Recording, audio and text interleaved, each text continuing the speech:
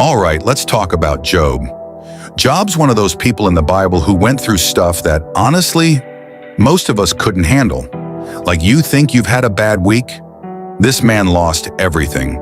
His money, his family, and even his health, back to back. So here's what happened. The Bible says Job was a good man. He loved God. He stayed away from evil.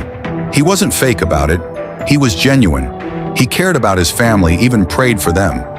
Life was good for him. He had money, land, animals, servants. He was respected. Now in Job chapter 1, there's this scene that's wild. The Bible says there was a meeting in heaven, and all the angels came to present themselves before God. And Satan came too. Yeah, Satan.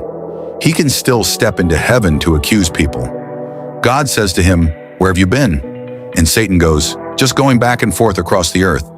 Basically saying, "I've been looking around, watching people." Then God says something powerful. He points out Job. He's like, "Have you seen my servant Job? There's no one like him. He's blameless, upright, fears God, avoids evil." Now Satan doesn't like that. He's like, "Of course Job serves you. You've blessed him with everything. You've protected him. Take away what he has, and he'll curse you."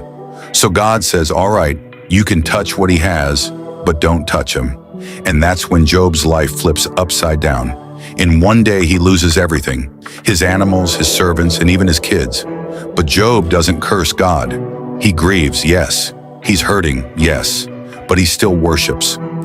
Now here's where chapter 2 comes in. Another meeting in heaven happens. Same thing. Angels present themselves. Satan shows up. God says, "See? Job still serves me even after losing everything." But Satan isn't done. He says, "Ornmain, skin for skin. A man will give everything to save his own life, hurt his body, and he'll curse you to your face."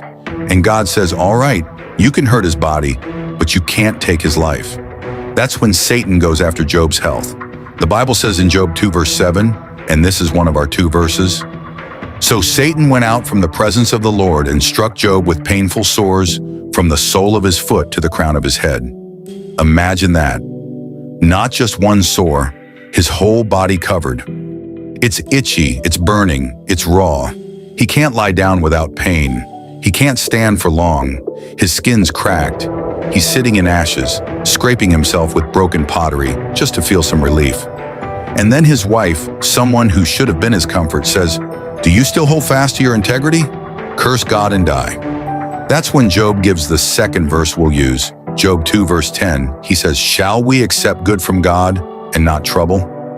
That's deep. Job is basically saying, God has been good to me in the good times. Why would I turn my back on him in the bad? And here's the thing. This wasn't a quick problem. It wasn't like Job woke up the next day and it was over.